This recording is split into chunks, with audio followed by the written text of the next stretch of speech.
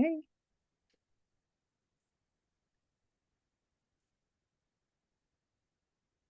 Welcome. All right.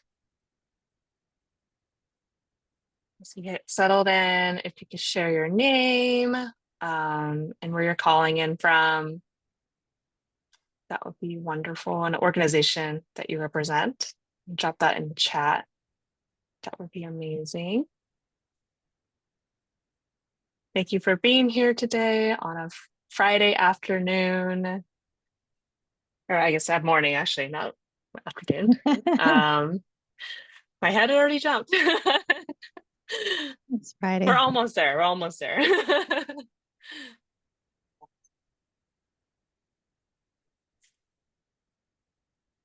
Awesome.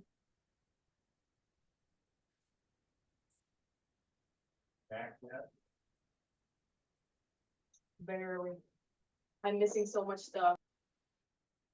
Great. And if you don't mind just checking your audio, just some housekeeping. This is a virtual session, so we would like to kindly ask if you can mute yourself, unless there will be some questions later. We'll have some time to take a break. And also, we'll be recording the session, so right now it's being recorded. This will be shared out in a newsletter as a follow-up. Great.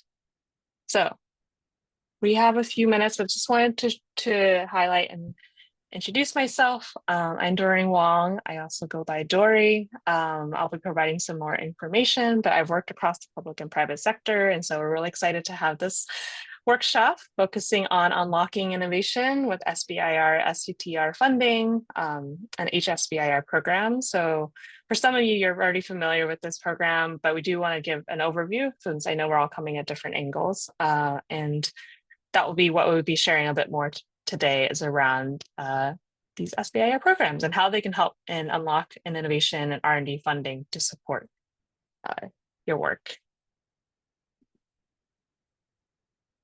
But Cindy, do you want to go ahead and introduce yourself? Sure. Hi, everybody. I'm Cindy Matsuki. I am with HTDC and help to manage the HSBIR program that includes wraparound services and matching grants. And so I'm excited to announce that we're planning to open up our grant applications soon. So I'm going to go over that a little bit later in this workshop. Just a little bit about me. I started off in engineering, also worked at Oceanet, and have been at HTDC for over 10 years. So it makes me happy to support tech companies in Hawaii. So I'm so glad everybody came. And yeah, I look forward to this presentation. And then I'm going to throw it back to Doreen. Thank you, Cindy.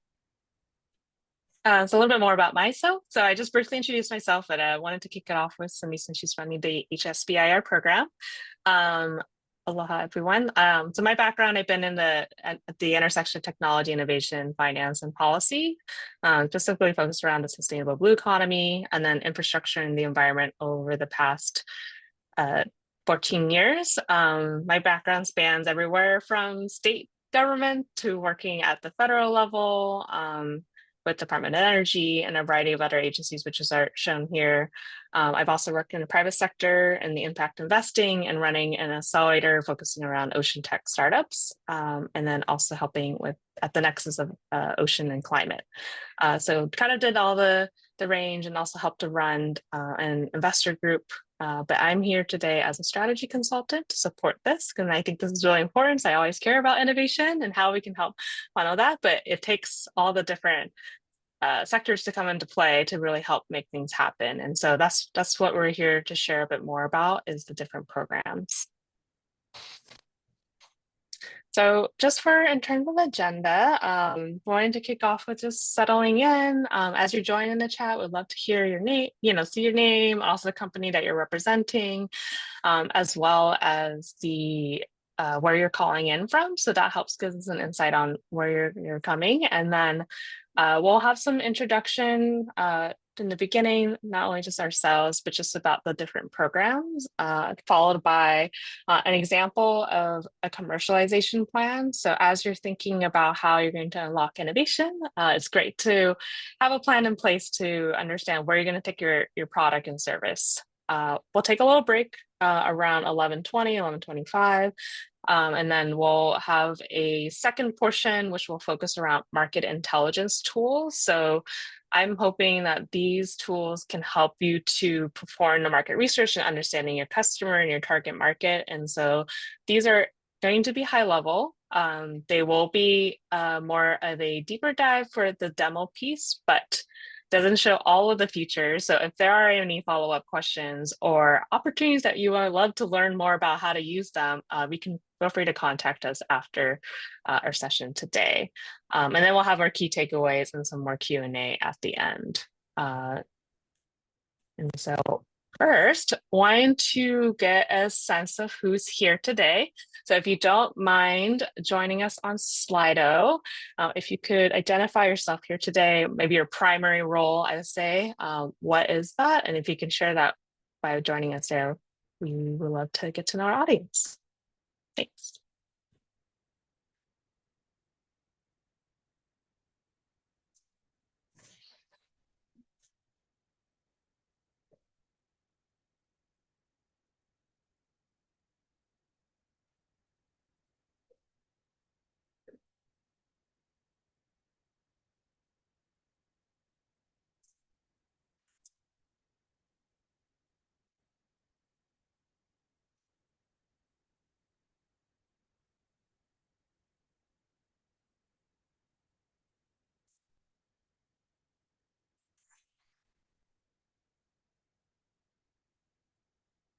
All right, see lots of small business owners.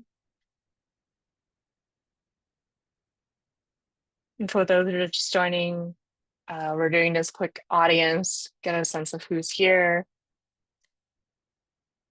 How would you identify yourself? And if you just joined, if you could kindly share your name and your organization that you're representing or where you're calling in from, that would be wonderful.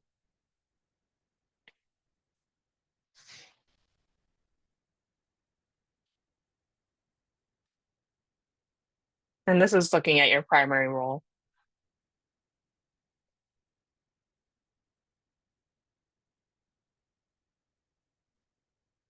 Great.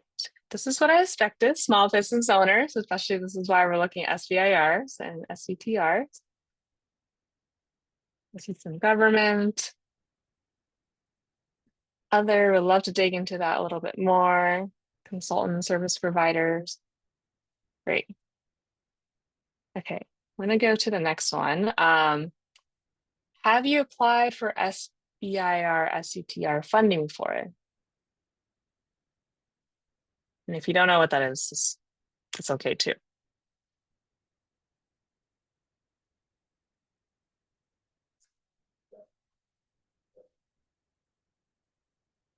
Great, good to see. All right, a lot more of our community here. We've applied for phase 1. Some of you have not applied for SBIR, just fine. And this is what we're here for today.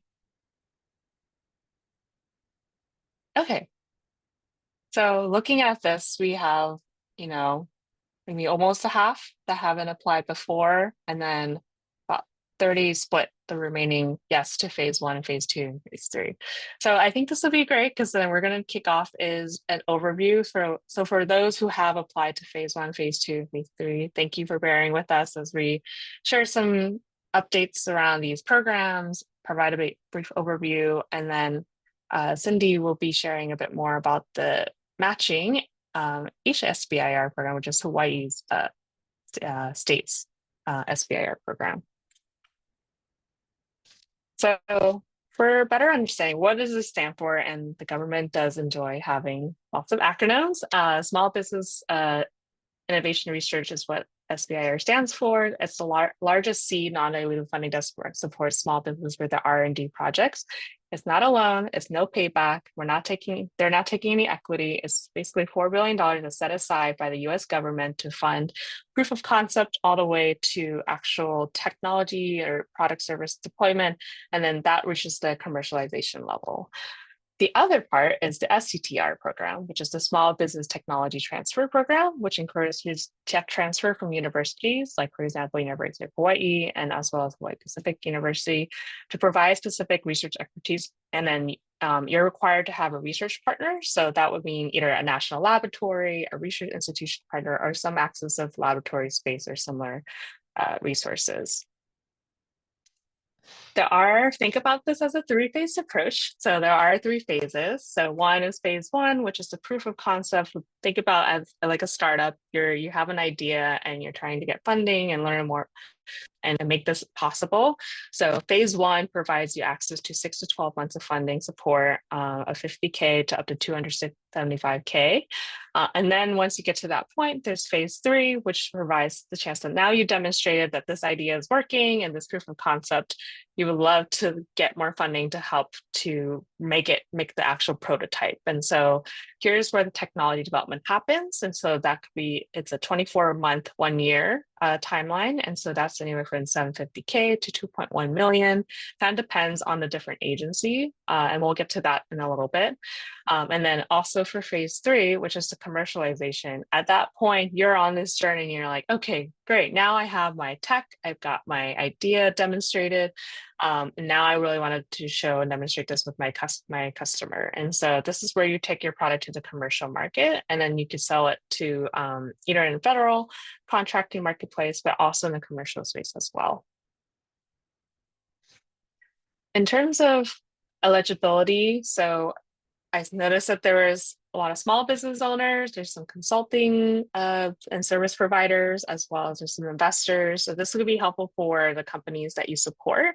But it does need to be a for-profit business with 500 or fewer employees. It needs to be primarily US owned, with 51% owned by US citizens or permanent residents. That designated PI or principal investigator on this need to be available and operating employed during that time that you're awarded. And if it's awarded, the work must be completed in the US because it is funding from the US government. So for SBIR phase one, up to 33% of the research can be subcontracted to another entity. And we'll have an example later today to learn a little bit more about how that works. And then for STTR, about 30% of research must be conducted by the research institution. So there are some of these little things. And then there's also, when you complete it, there is a checklist you'll be able to go through, and they'll flag it if you are not meeting the requirements and be eligible to apply for the SBIR and STTR program. There are 11 participating government agencies that are part of this, ranged from DoD to Department of Energy to EPA, NASA, Department of Transportation, USDA, and Department of Education. They're all kind of in a different timeline for when they offer the SBIR-STTR program. So DoD across the board in general throughout the year will share some announcements, and you can actually go to the SBIR website to check when those announcements are being made, as well as you can see kind of the timeline when they're announcing things. I do want to share that right now we are experiencing some delays for some of these. So like maybe the timeline will open up and they'll be open, but then there might be some delay in the access of the information and the funding is provided. But here we are currently in September. So we are expecting to see some announcements, especially for Department of Energy, DHS, Department of Education, as well as NOAA in the next couple months. And then DoD also will be an ongoing release. So here are some examples. This deadline actually just passed, but DoD and Navy have one for around non-intrusive sensing for ship space and equipment. So that was an example of an SBIR program that you could apply for. And then also there's other ones as well that go pretty long extension time. So they're usually are released. So you have a few months to apply for the program, but sometimes you have a very long extended time period, which, for example, this other example, which the deadline is next year. So And now I would love to hand it over to Cindy to talk a little bit more about Hawaii's SBIR program. Thanks, Doreen. Just on that other note too, I know a lot of Hawaii companies apply for DoD, and there is a period when the topics are first announced where you can actually talk to the topic managers privately. But then once that, it's kind of like a pre-release time period. Once that time has passed, you can still ask questions, but they'll be public. And so whatever you ask will be recorded and shared with everybody.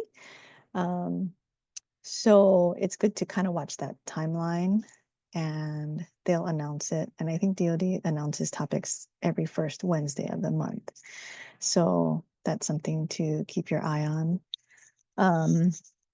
Yeah, and then just to highlight, all the agencies have different timelines, they have different applications, and so the processes are very different. So just make sure you read all of the instructions. But the good news is that the state really wants to support companies in Hawaii that are doing this R&D work. So we have the state funds that match the federal funds. And we are the longest running matching grant in the country. We started matching grants in 1988, which is exciting. I think that's like a handful of years after the whole program started. So yay, Hawaii.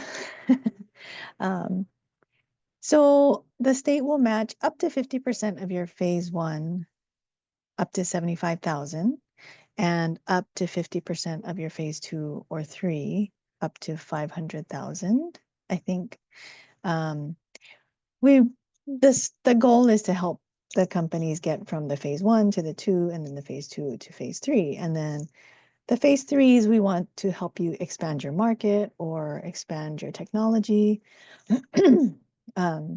Yeah, so that's the goal of this program. And the funds are much more flexible than the federal funds, whereas the federal funds are only used for R&D, but our funds can be used for travel, hiring people, purchasing equipment, business tasks like getting your IP, hiring an accountant to help set up your bookkeeping, those sorts of things. So it's really flexible. But I did want to note too that this program, SBIR, the federal program, started a TABA fund, and it varies from agency to agency as well. But a lot of them will match, not match, but they'll provide up to $6,000 for technical and business assistance. And then for phase twos, 50,000 for technical and business assistance. So this is like outside of R&D work. You can do some of that business work.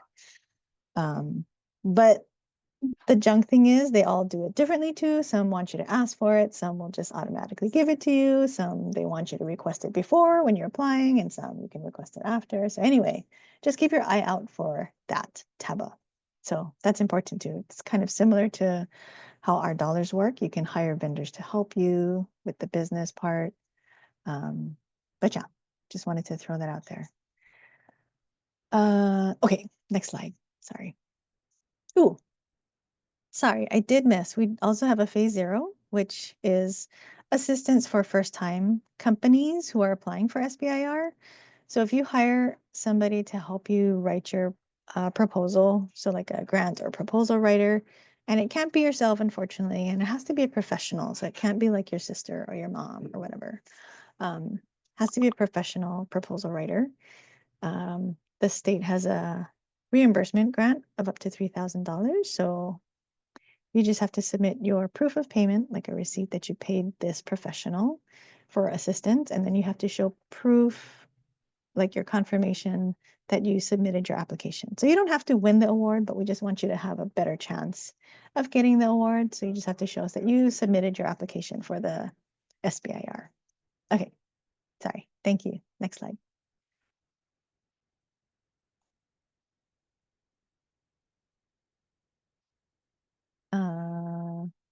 I think the next slide has the process and timeline. Oh, or not, has eligibility. So these are the same eligibility requirements for the federal, and then the state requires you to So this is a match. So you have to have been awarded an SBIR, a federal SBIR. You must be HCE compliant. I will put that link in the chat after, but basically it's having all of your business ducks in a row.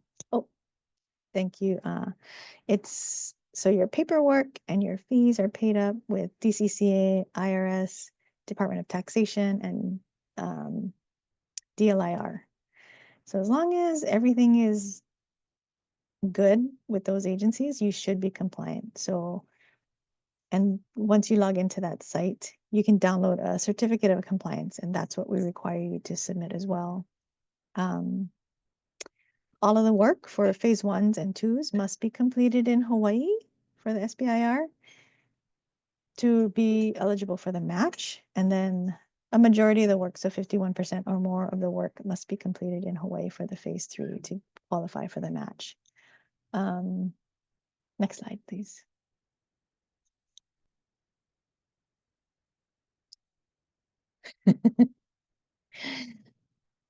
Oh, okay, thank you. So how this works is we're going to open up our applications. It's once a year. And then as long as you've had a project active within the past 12 months from when we open, you're eligible. So if you don't make it this round, you should still be eligible next round. So say you get awarded right after we close our applications, your project should still be active by the time we open up again for grants next year. So applications are going to open up towards the end of October. It's an online application. I don't think it's too bad. It just asks for some company information, your project information, and it asks you to forecast because a lot of what we're looking for is impact to the state. So how many jobs do you think your company will be able to bring in and how much revenue? So yeah, that's mostly what the application is about. The applications will close December 11th. And then after that happens, we have a review committee of amazing people in the community. They will help us review your applications and you will actually come in to present in front of them. And that will be scheduled sometime in late January or early February. And it'll be virtual.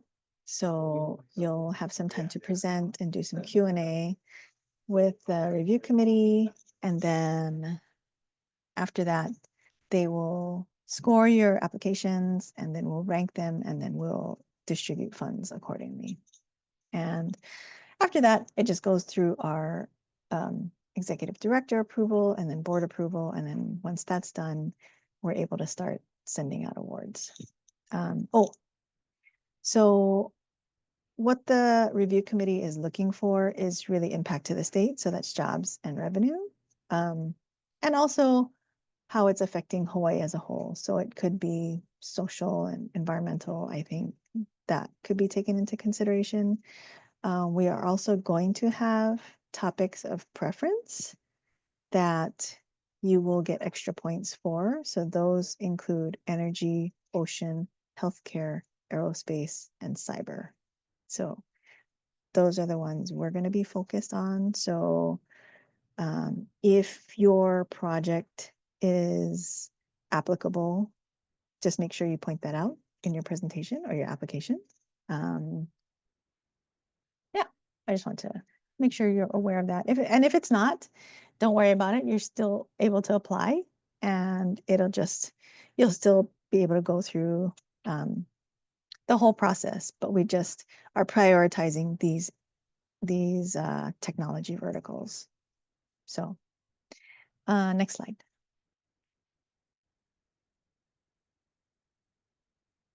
And then William has a question about SBIR.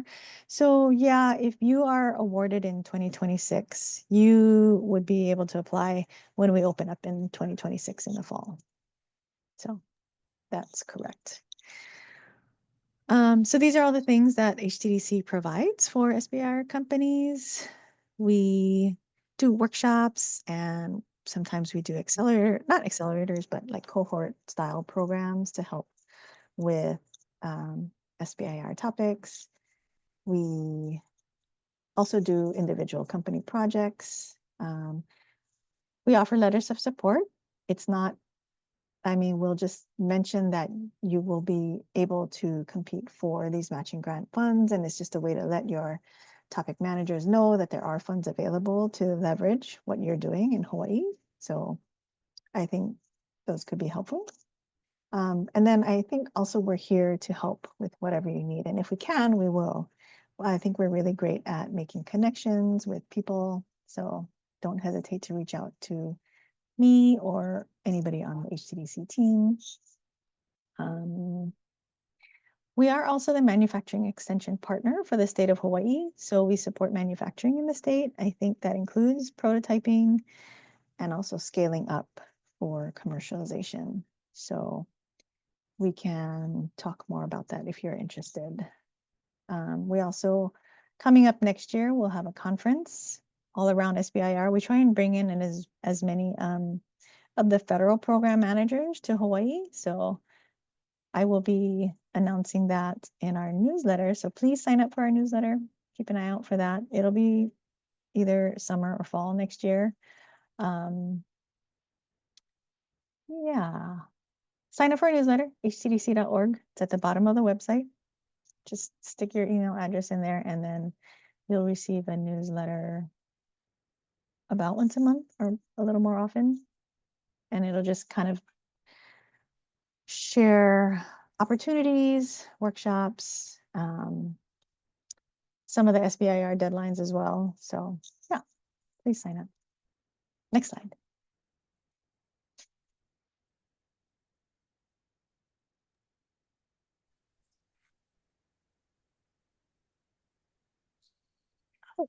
Oh, I guess Cindy, this is, yeah, sorry, it was kind of slowly loading. These are some of the stats overall, I think to date, based on some of the data from the SBIR site and from our company's site. So considering the size of Hawaii, Hawaii has been very successful with the SBIR program. So I think I'm not sure how much it has to do with so much military presence here, but I think it helps. Like if you're closer to the customer, I think it's helpful. But then I think we also have a lot of brilliant people here who are doing amazing things. So I'm always amazed when I hear the companies come in for their presentations. So yeah, I'm happy that HTDC gets to support these companies and these new ideas. Next slide. I think that might be the last slide. Is that right?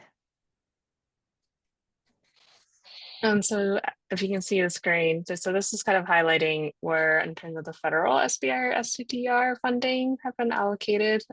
So on that point around the different companies that have received funding, we do see a general focus on a couple of different areas. Of course, there are certain agencies that have more access to federal funding resources. And so you can see that definitely by looking at the funding that's available. But this gives you an idea. These are all data. This is a data pool from Hawaii for the SBIR-STTR program. And you can see that the Navy, Army, Air Force, NIH, DOE, DARPA have provided quite a bit of funding for Hawaii.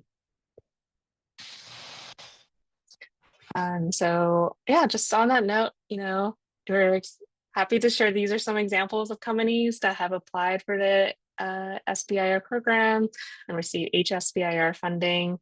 And so there are many, as we saw, there's several more companies, but just wanted to show the diversity of different companies all the way from health to looking at the defense, and then also in the agriculture and aquaculture space to thinking about water systems. And so just to give you an idea of like who is applying for these programs and how they're unlocking funding to support their innovation and moving along the process. But yeah, Cindy, is there anything to add here? No, I think one of the things I like to note is that a lot of the agencies cover a lot of different topics. So I wouldn't just focus on one agency. So I guess as an example, like NASA, they don't just do space stuff, they do healthcare stuff, they do materials, they do sensors, they do ag stuff. So I think it's a good idea to not just focus on one agency, but look at different topics at different agencies, because I think there's more options. And I know DoD is maybe not the friendliest, but it's a good way in for SBIR. It's like a friendly way into the doorway for SBIR and into the government. And they cover so many topics, and they actually have the most money in this program. So just a tip. Thanks. Great. So now I wanted to shift over to commercialization plan. If y'all can take a moment to react on Zoom, there should be an little option. If you can react with a thumbs up or a smiley face, or how many of you are familiar with commercialization plan and what it is?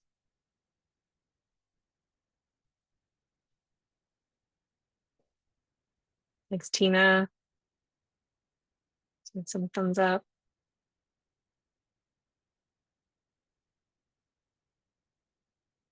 Great. Okay. How many of you are familiar with what a business plan is? You can do the same thing. Thumbs up, smiley face, reaction.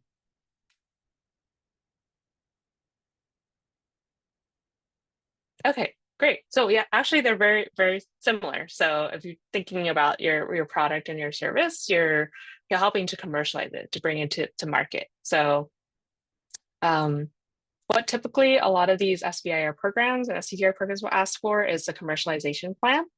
And especially in phase 2 and 3, for the one, depending on the agency, it may not be required because they're just looking for an idea and concept, but you should be thinking about this at the beginning in terms of when you're applying for this funding, because you don't have to commercialize it to build an actual company, but you're just commercializing this technology so that it can be adopted by the customer.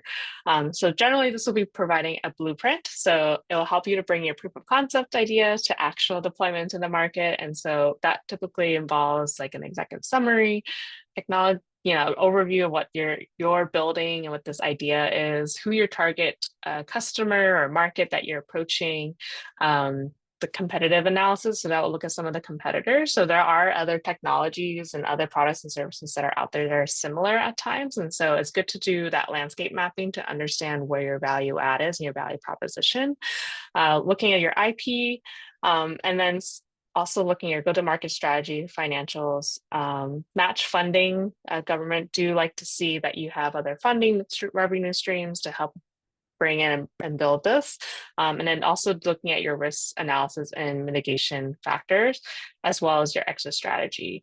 So the ones that are highlighted in blue are not necessarily all parts of the phases, but it is important to spend the time, which is what we'll be doing in their second portion, which is focusing around the market and then the competitive analysis. And a good way to get started on that is by using some market intelligence tools and doing some desk research to really help you to make a stronger business case and a stronger case for why this funding would be helpful and transformative. So that's a little bit more about the commercialization plan, and just kind of looking at the map, what we were explaining earlier. Before I dive into this, there are a few languages that are put in here. There's technology readiness level and then the market readiness level. And so if you don't mind sharing, also again by a thumbs up or a happy face smile if you're familiar with TRLs and MRLs. There's also another one I'll introduce in a little bit.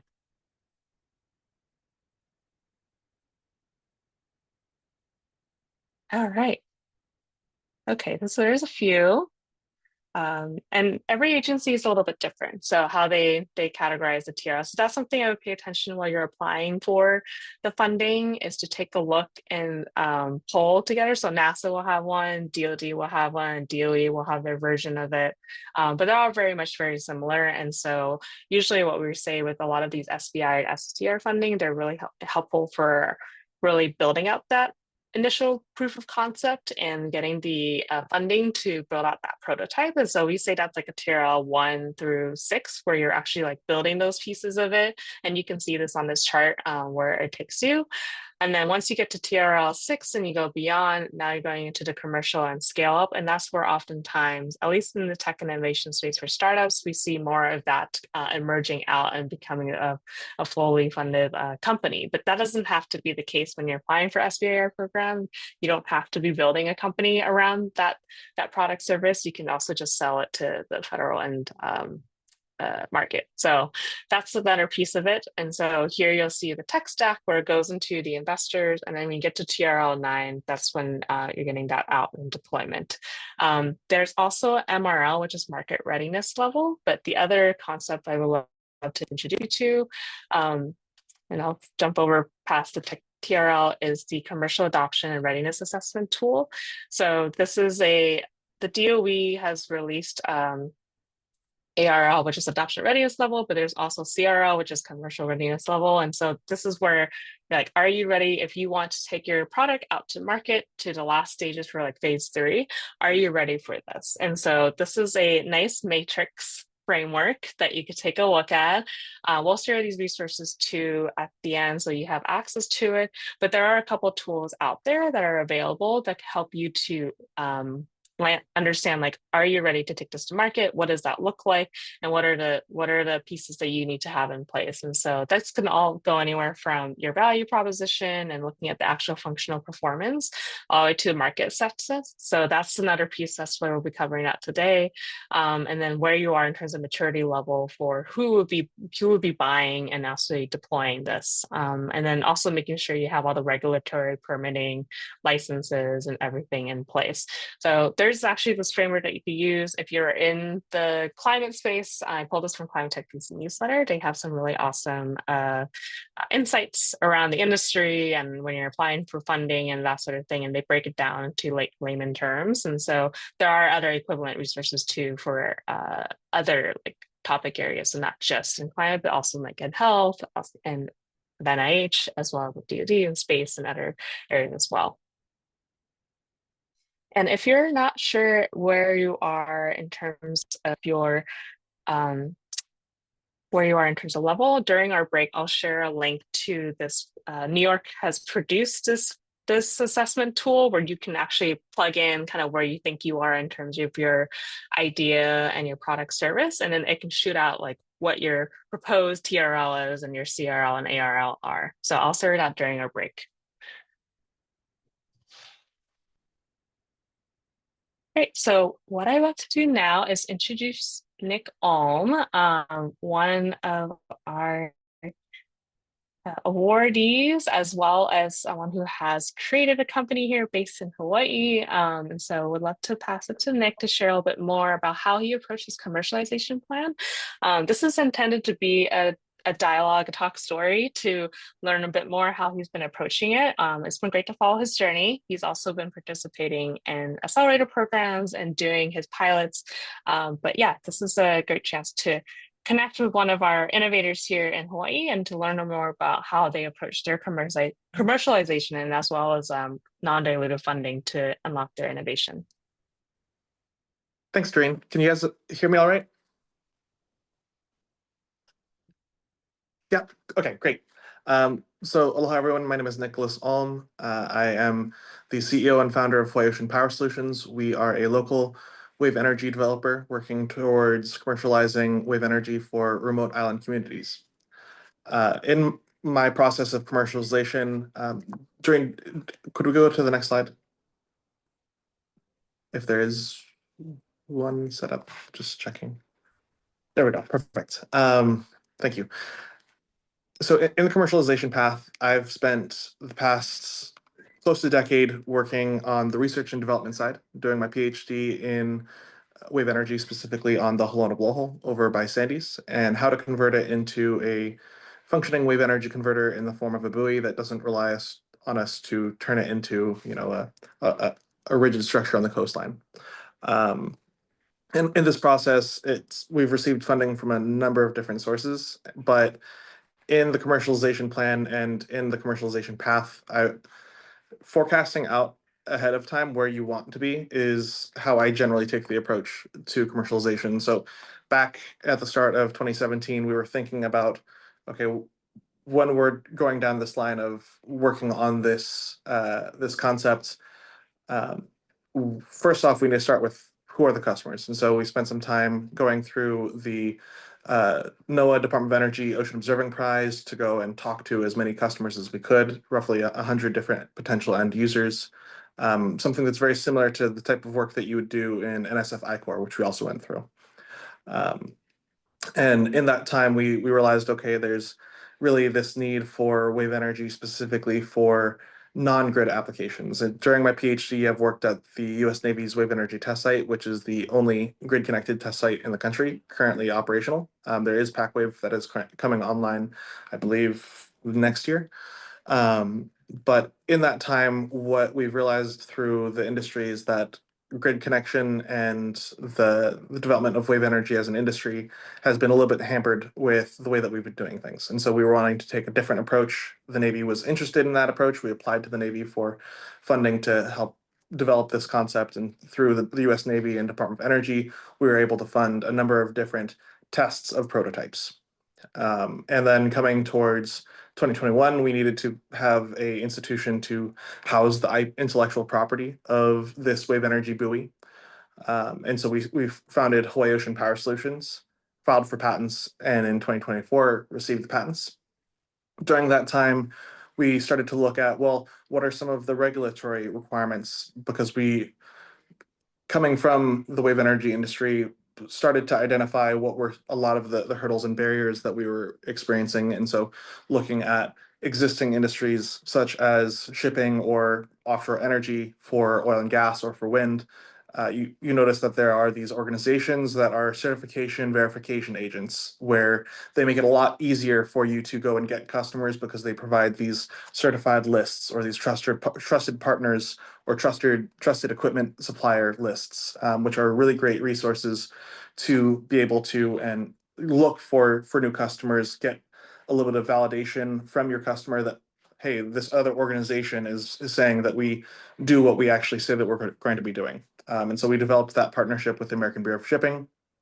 Coming towards really the development of this technology, we received a NOAA SBIR this past year to develop docking control mechanisms. We also received a Department of Energy grant to develop out further what is our commercialization strategy for this technology. Buoys that are electrified for data gathering purposes have a lot of different purposes. And so in this, we're really starting to hone down on the customer and go and get this customer validation, because it's great that we've created this technology, but someone needs to actually buy it. Could we go to the next slide, please?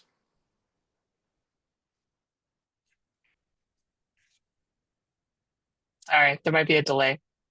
Okay. That happens when it's. So in this process, we received this NOAA SBIR specifically to do docking of underwater vehicles to wave energy converters. Our wave energy converter is specifically designed for the US Navy for ocean observing applications broadly, but we knew from the start that there was this intent to do docking of underwater vehicles. The majority of the research and development has been towards the wave energy side. And so a little bit of this technology development had to be also done through the SBIR program. In this case, it fits really well within the phase 1 stage of, we have this broader product, but there are aspects of the product's technology that need to be further developed. And so using the SBIR program, that is how we have taken the approach of the technological development. But the reason that this is really working is that we also have this commercial development, which gets to our Department of Energy grant, which if we can go to the next slide, please.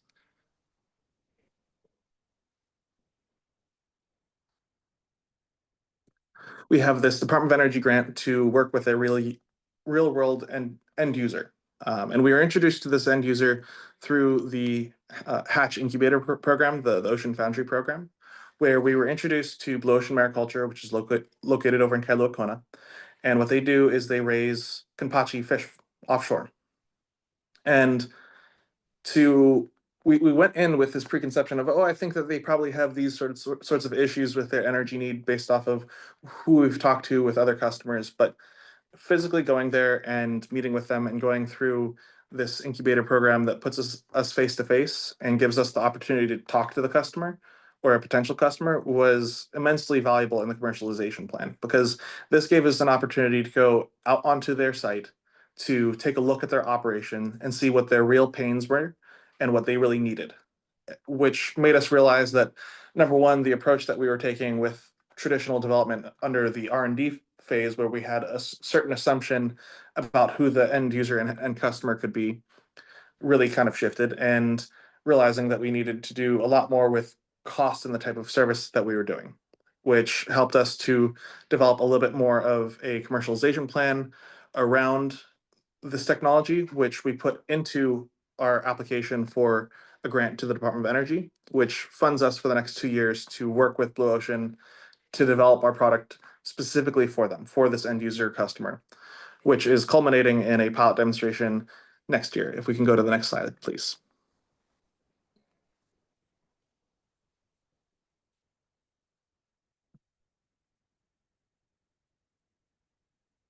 So it's really hard to actually get people to buy your product when you haven't actually built it before. And so that's the purpose of pilot demonstrations, is that gives you these great case studies, especially if you work with a end user customer, to be able to highlight to other customers, hey, look, this is how it worked in this setting. It's not us coming up with something in our garage that we're putting out for the first time and you're going to be our guinea pig.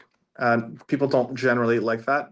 And so it's important to develop a customer relationship where you can have the ability to pilot with them, where there is a level of trust. And you're not going to get that if you're not going and engaging and thinking through, how is it that I'm going to acquire these customers? Am I just going to be cold calling them? Am I going to be doing site visits with them? Am I meeting them at conferences? Coming up with ways to generate these leads for your commercialization plan, thinking, how am I actually going to make money off of this? What is the actual product? How much are they willing to pay? And do they actually need it? Because if they don't actually need it, it's great that you're coming up with research, but you do need to think about, this is a commercial entity that you're trying to do. And so thinking about setting up a pipeline of pilot demonstrations is how we've taken the approach to commercialization, because no one wants to buy a buoy that's never been in the ocean. And the benefit is that there are a lot of resources in the state of Hawaii to do pilot tests in different forms, specifically for our ocean industry. There is the Kilauea Observatory on the south shore of Oahu, which is a test site specifically to conduct small-scale wave energy research. There's also the U.S. Navy's Wave Energy Test Site, which is a test site specifically for wave energy, but having access to other areas such as NELHA's Hawaii Ocean Science Technology Park. There are these areas that you can, for relatively low cost for what typically would be an offshore project, you can test a little bit. You can test out aspects and hypotheses of your business thesis to come up with this commercialization plan. So I hope that this has been helpful. Yeah, and then also, can you share about why, like, how this enables like other technology, like how the funding, how does that enable you to provide like your tech to other places, but also encourage like other like industry partnerships and work that happen to make it happen?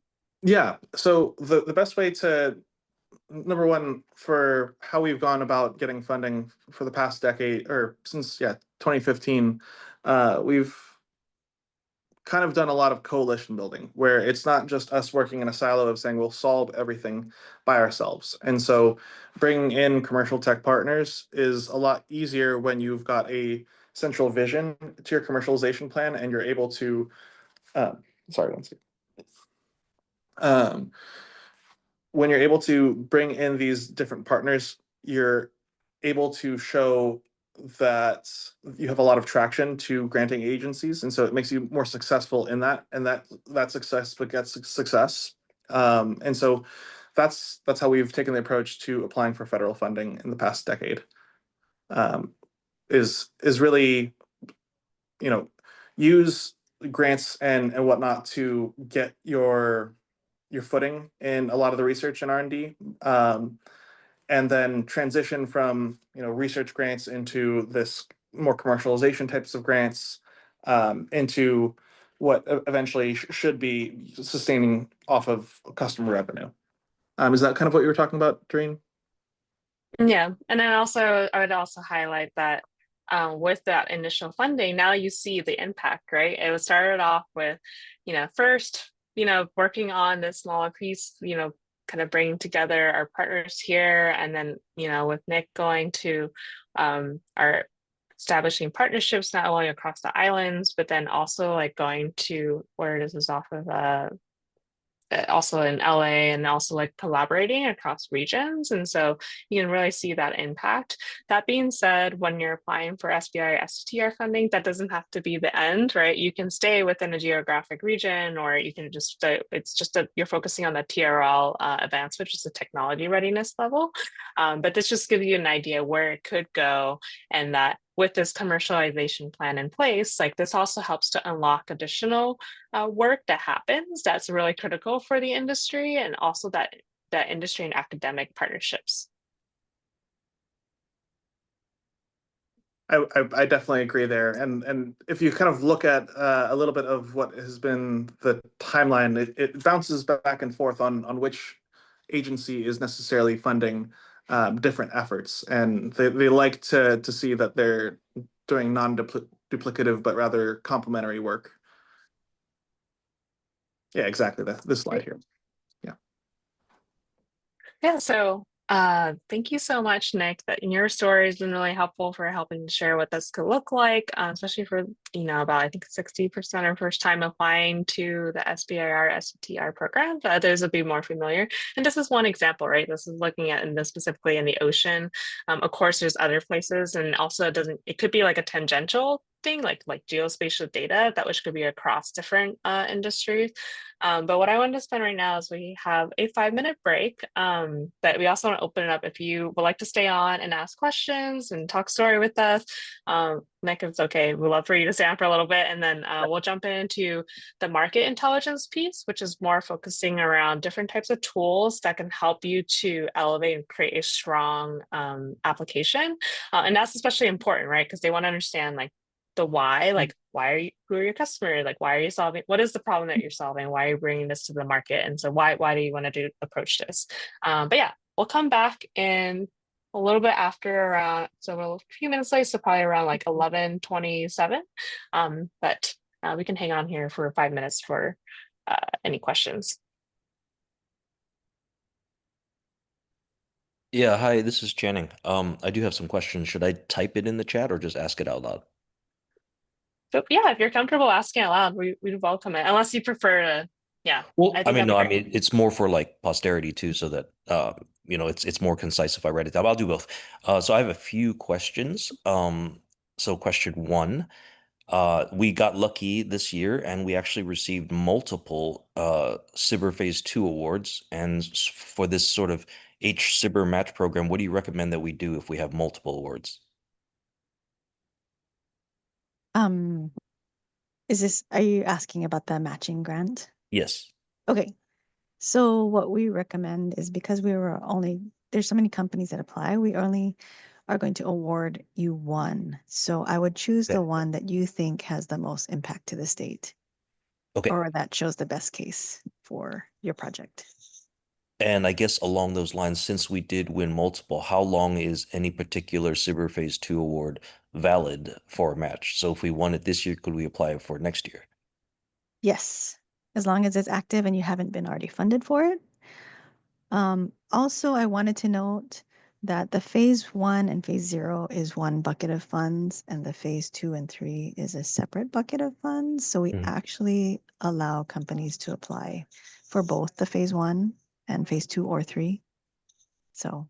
Okay, wonderful. My last question is, I'm so far I don't think I heard you say it, but I'm assuming, and I'll wanted to clarify, that we're only eligible for an HSBIR match if we are the prime of the SBIR. Is that correct? Or can we be a subcontractor? You have to be the one with the award. Okay. Yeah. Thank you so much, Cindy. Thanks. Thanks, Channing.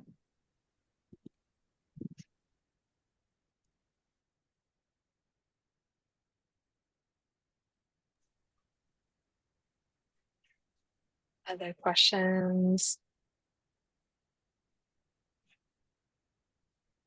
I have a question, actually. Nick, can you tell us a little bit more about how the DOE funding process has been with like the application? I know you have the SBIR, but just curious on how that has helped you, or like, what are some things, I guess, tips and guidance for applicants that are new? Like, what does that look like? I think there are similarities across the different agencies when they operate, and so if you can share a couple advice around like how you navigated the management side of the funding, and like, if you're awarded. So with our Department of Energy one, that one is set to start in December. It's had delays just because of the transition administration.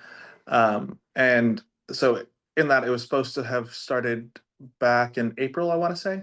So definitely experiencing delays, and it's a lot of this case, it's dependent on your response rate to the people within the administration that you're talking with. And so going through, you'll have a lot of administrative paperwork and logistical things that you need to be submitting. Things for Department of Energy, they will go through the NEPA process. They'll go through current and pending support, in which you have to update your current and pending support as it arises. In this current policy structure, I believe. That's at least been our experience. But in managing the actual collaborations and collaborative efforts, so taking an example, any one of our testing that we did of our prototype was actually funded through multiple organizations. The use of the facilities to test is funded by the Department of Energy through TEAMR, which is the Testing Expertise and Access for Marine Energy Research program, which funds different facilities around the country, including UH, to provide companies, provide researchers, provide students with access to expertise and facilities to do testing. So they'll pay for the testing, but they won't pay for the prototype, and they won't pay for your time. And so to pay for the prototype, we went to the US Navy, which they have a lot of funding available for the building of these, had a lot of funding allocated for physical builds and testing of wave energy converters during my time at the wave energy test site. And so we were able to build out a couple different prototypes and be able to test them in wave basin facilities. And so in that case, we were doing both Navy and Department of Energy funding in that case, and having to be very careful in splitting what the work is, being very transparent on, okay, we're getting funding for the same experiment, but how is it not duplicative? Well, it's not duplicative because we've delineated where things are being paid for very clearly. There's no cross overlap between the two of them. And so being able to think about, one resource may not be able to get you all of the funding that you need, but there definitely can be a composite or a mosaic of funding that you can put together to get a task accomplished. It just takes careful forethought and planning out to make sure you don't get yourself into trouble. And also, I was going to mention that this is why the HTDC has these programs, right? So earlier, Cindy had shared that there are different services. So that's also another thing that you can help you navigate. So you can reach out and navigate on kind of like reporting, and there are experts that help with that reporting process. And then also, if you have any issues with accessing funding, there are platforms that do provide with it pay ahead. So I can share that at the end of our call. It's also just remind me that I wanted to share this assessment tool for those that had asked about TRL funding and what that looks like looking at how do you evaluate your TRL. And so let me just drop this in the chat just so that you have this. But this is a way if you're new to this, what is this TRL, CRL, ARL? This is a good tool that you could use. There are some available on DOE websites and other, like the agency that you would be applied for on their website, but I would just be cautious because I think I've noticed that some of those sites have changed location and or may no longer be at certain parts, but they have their archived version in other places. So you can totally can find that. But yeah, love to transition over to market intelligence. I do see a couple of questions here, so we'll respond to the chat, as we go, or also at the end. But yeah, thank you so much, Nick, for being here, for sharing a little bit more about your commercialization plan, what you've been doing at Hops. We're really grateful to have innovators like yourself that are part of our community, and so yeah, we're excited to see you around a bit more. Thanks for inviting me. Thank you. Okay, so going into market intelligence, I have a question for this group. When you think about market intelligence and doing your market research and industry analysis, what types of platforms or tools or methods do you like to use? You can join me on Slido and share some examples of what do you usually use to do your research?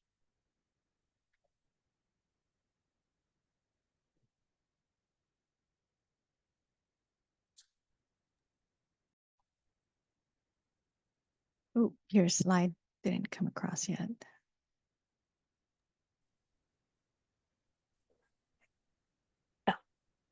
Yes, I see ChatGPT. I was assuming that. Thank you. Yeah, is it supposed to be a Slido slide? Yeah, can you see it? I'm not sure, but on my side it still says, oh, okay, it just changed. Thank you. Oh, okay. Got it. Got it.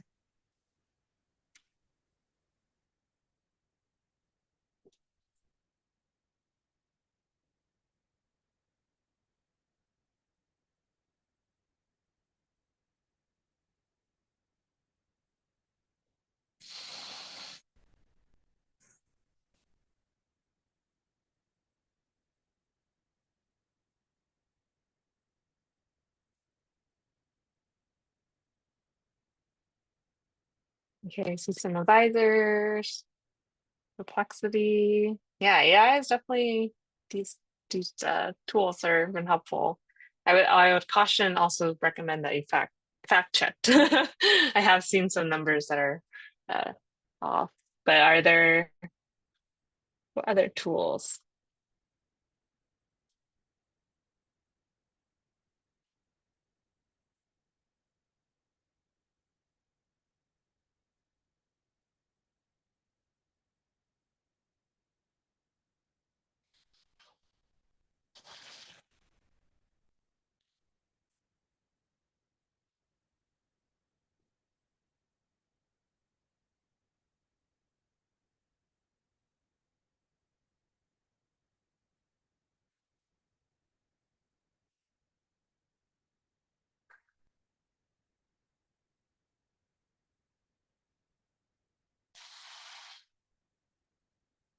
Okay, peer research journals, your SBDC, ARGA, any others?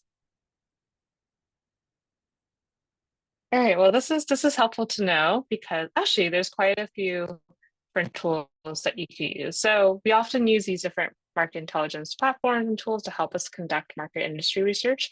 But what I wanted to share is there's actually quite a few other tools that you can use as well. And we'll go do a little demo later today. But yeah, these are including either companies, a lot of them, and then oftentimes these companies will share like what are the products and services that they offer. And that can come in a lot of different ways. So here are some examples I wanted to pull up that are really helpful to reference. And then as you're thinking about pitching your idea and your proof of concept, these are places where you can pull some market data. So you can pull in information around your customers and who would be kind of basically using your product and what that market landscape looks like. So these are some examples.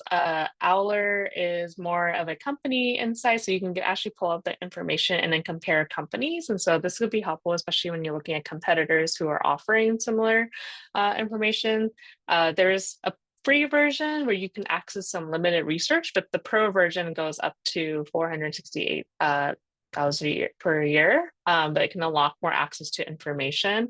Other places you can do research, and oftentimes I personally, when I'm helping my clients and also helping potential applicants with applying for funding, I do look across all of these different systems. So there's Crunchbase, which comprise a free version, looking at both for-profit, nonprofit. The pro version is like 588. I say that's more around like performance metrics and financials, people and news and technology. And so there's a whole gamut of information. Some of you had mentioned earlier, I saw that you have some investors here. So PitchBook, I feel like is a place that a lot of the investors use oftentimes, and they do give a lot of good news, market insights, and tech industry research reports. In the free version, you can actually access summaries and these news and insights, and you can also sign up for their newsletter and you get updates around like the latest information.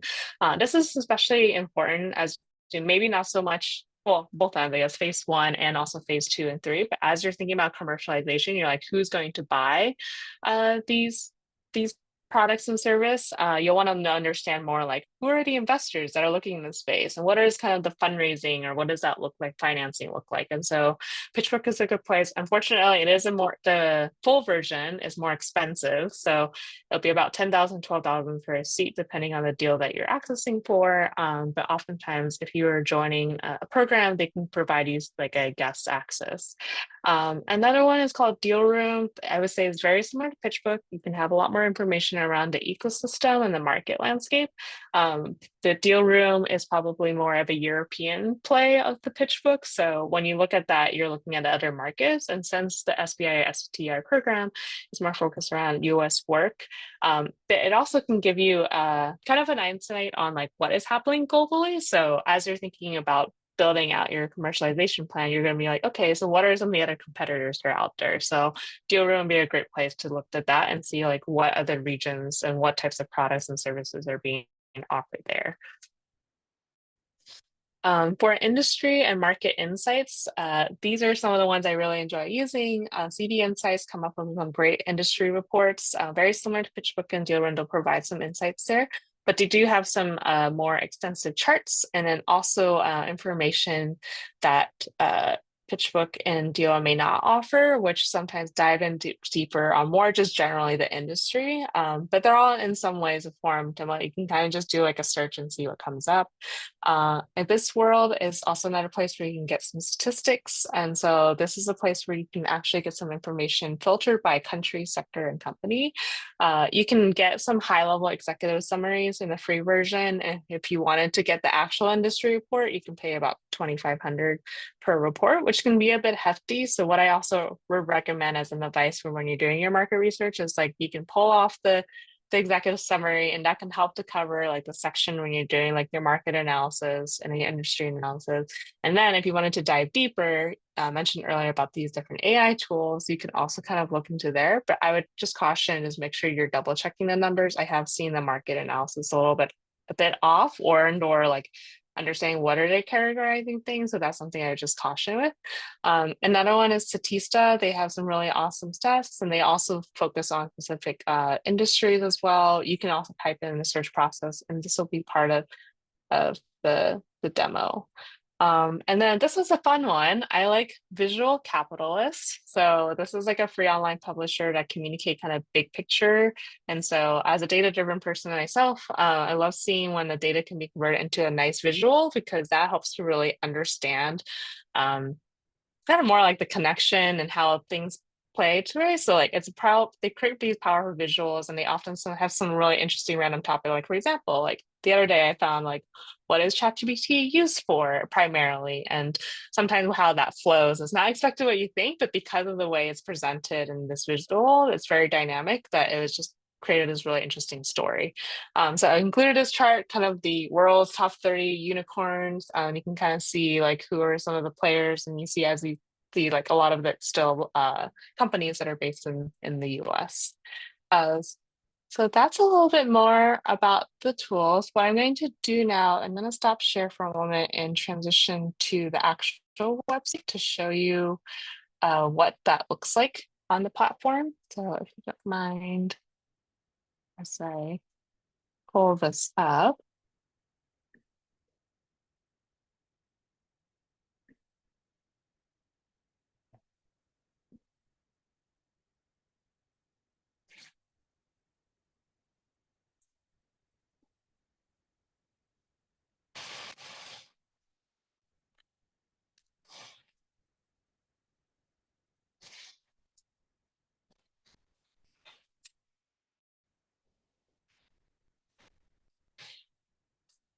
Okay, sorry, transitioning screen.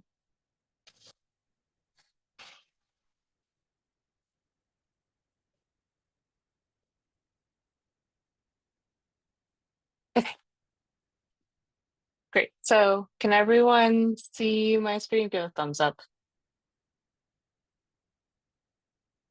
Great. Awesome. So this is Owler. So when you go into Owler, you can put in, you can search any company. What I did is I already pulled this up to space because I didn't want to make sure we are able to see it. But you can say like, let's pick an area. So I'm picking space and manufacturing and looking into this area. And I want to follow these 5 companies that I'm pulling up. So what this does is Owler helps you to pull the information.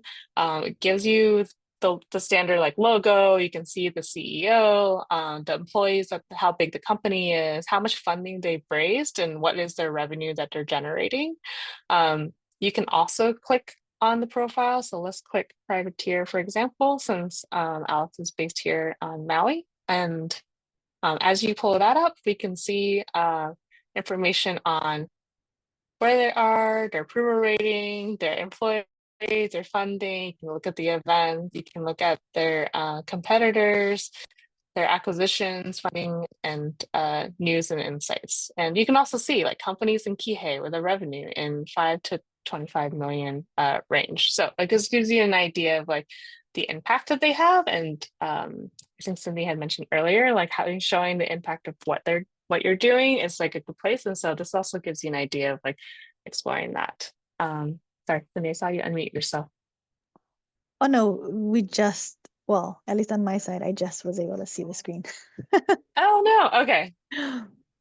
Or if you could make it a little bigger too, that would be good. If you can. If not, no worries. Yeah. Better? Yeah, perfect. Great. And then as you can see, as I'm clicking through that, in order to unlock everything, you need the pro version, but it also gives you a show that you already have some simple information here that you can already collect from using this platform. So you don't have to buy the pro version. You can already get some information from Owler. The other example that I wanted to share is PitchBook. So a lot of investors use PitchBook to, get their latest insights and information. I'm subscribed to a lot of their newsletters to get up to date on like what's happening. It is also like they don't always necessarily have everything. So for example, because I've been working in the environmental and I have worked a little bit in the space and then also in the ocean and sustainable blue economy. Not all the startups or all the capital or all the funding and everything is recorded in there, but they do have a lot of great insights and information. And then also if you follow and subscribe to their work, you can also get updates. So here you can you can go up and go in their news analysis or their blog, and oftentimes they'll provide like reports out to explain. And this platform is really great because they also have like capital providers. So you can kind of look at the funding landscape, not just like in venture capital, but you can look at PE, M&A, you can look at credits, like other forms of capital to understand like what are the dynamics that are happening in there. So I decided to pull up an example of a report. So PitchBook, for example, in Q3 of 2025, put together this report around the new US defense budget. And so here they put together this report. You can download it and then you get the report, and this will give you some information around it. I think I have it pulled up as a separate document, but let me share kind of what that would look like.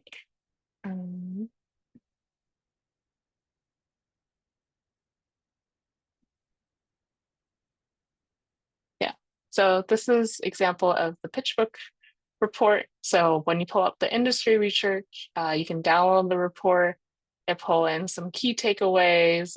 Sometimes it's different. Sometimes they'll have graphs or charts or whatever that might be. But this is just an example one I feel is very relevant to a lot of the SBIR-STTR applications that happen here. Behind you, you'll see how it's separated out. You also have some funding. And so that helps you to also kind of look at your market size and who are some of like, what is the opportunity for the product and service that you're applying for. And so why this matters, now you can see kind of what the trends are, and you can also refer to this in your application process. The other tool I want to share is Statista. So this is also another great place to research. You can type in whatever question here. So for example, let's just say I'm looking up space manufacturing.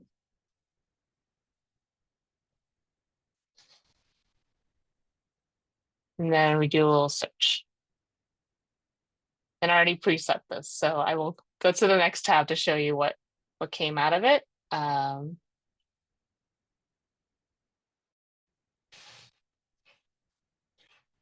here you can see, okay, I typed in US space manufacturing.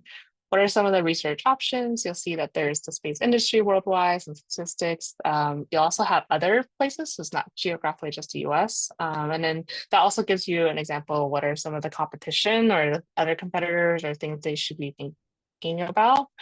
And then when you dive in, let's say I'm going to click on the space startups and statistics and facts, what Statista will bring up is the industry analysis. And so here you can see like, okay, now we're going in and deeper. Now we're learning a bit more on the latest information. So as Cindy was mentioning earlier, like NASA is not just only space, there's like geospatial, there's biomaterials, there's all the other stuff. So like, I think that's another important thing to know is when you go into these market research reports, they also will provide you some information around what are some of the areas. So for example, they're talking about here, like 3D printing, AI, and autonomous robotics. So this is a very helpful insight on understanding like what are some of the other that they're looking into.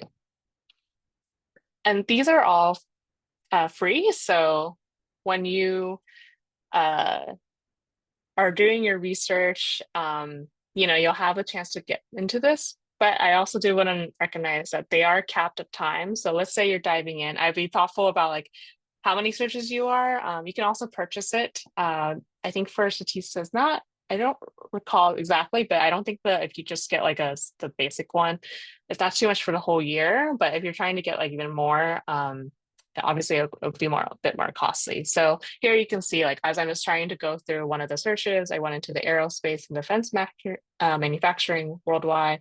I clicked on it. And here it's limiting my axis, but so you can see this nice graph that you can pull, and you can kind of see some of the trends that pop up. So yeah, so that was a bit more of the different tools and market intelligence tools and platforms. Of course, depending on the industry in which you're applying for the SBIR-STTR funding for, there are like newsletters or specific websites where they provide like more like mapping or competitive landscape or market research around those areas. So I would encourage you to take a look at those. So for example, in the climate space, I've been following on Climate Tech BC newsletter. And so they always put out these really insightful research and information where they're interviewing experts in the field to dive in a bit more. So I think I saw a question in the Luma around like carbon removal. And so you can go in and pull up and see like what are some of the insights and refer to that as part of your the market and customer segment piece for your application process. And that sums up the quick demo. I'm happy to go back into some of the key takeaways. So let me transition that back over. And I see the question in the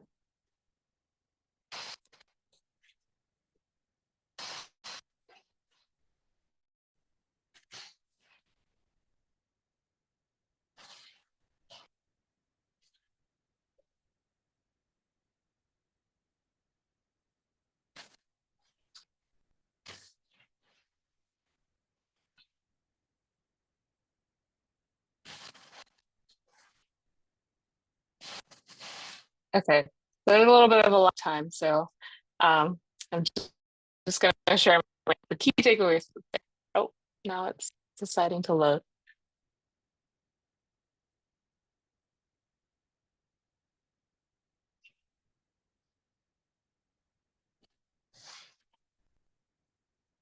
But yeah, I guess so. I can just talk through this. So like the key takeaways are SBIR-STTR funding is one of the non-dilutive funding options that, especially early stage, is really important for a product in your service. Having a strong commercialization plan will be really beneficial as you're thinking about applying for this sort of funding. And so when you're thinking through that, understand like what is the target market and the customer that you're going towards, and like what is the problem you're solving, the why behind it. To help with that, there's really some awesome market intelligence tools that you can use. Of course, you can use the AI tools these days, but I also encourage you to kind of look at these other charts because they do tell us a good story, and so that's beneficial when you're applying for this, but also thinking about what your target market and customer. And yeah, we're excited to share that the applications for HSBI will be opening at the end of this month. There'll be some more additional sessions covering around that. And so we encourage you to join those if you were like for some tailored support, especially as you're thinking about applying this for the first time, or if you have clients, or I saw some of your service providers, if you're working with other clients that need that help and support, just remember like HTDC offers the support, and then we also have some great experts in our ecosystem that can help as well. And yeah, I think we will wrap up here with any questions. And yeah, anything else to add, Cindy? No, I think that was great. I'm looking forward to everybody's applications. Yeah, so opening next month. And just make sure your HCE, oh, that was one thing I forgot to mention. HCE is super important. I know I put a note in that sometimes it takes a while, so get that started if you're not compliant yet.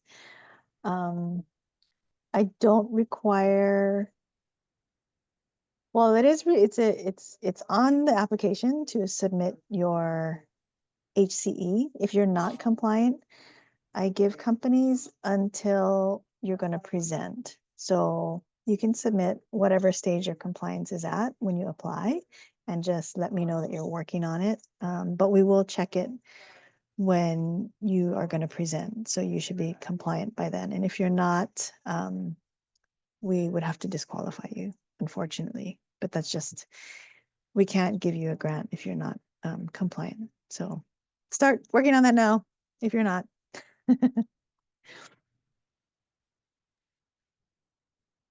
And usually it takes like maybe a 2 weeks-ish time frame, right? Around for that HCE compliance. It There's like depends an what SLA. agency you're not compliant with. Like I heard IRS could be months. So yeah, I would So start as even soon as better to start possible. now. Yes. Yeah. Start as soon as possible. And we have no control over any of these agencies. So yeah, unfortunately. So just try your best. Yeah. Yeah.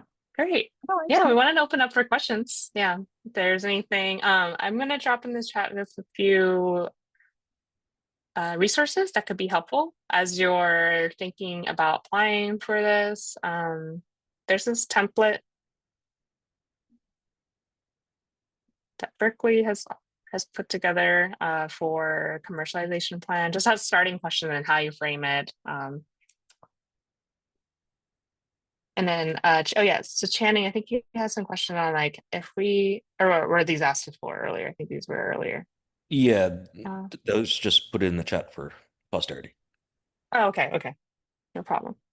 And yes, these slides will be made available, and they'll be shared in the newsletter, the recording as well. Yeah, actually, I'm going to put links to it on the site where the application is.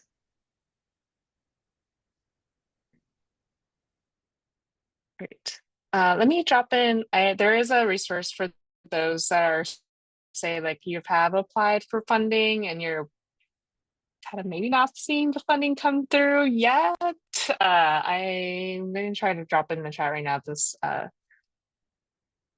one of the providers, at least more in the infrastructure environment space, you could get pay the funding ahead of time, and then when the government funding hits, you can get access to it. But let me see if I can pull up that link and I can send it to you all in the chat.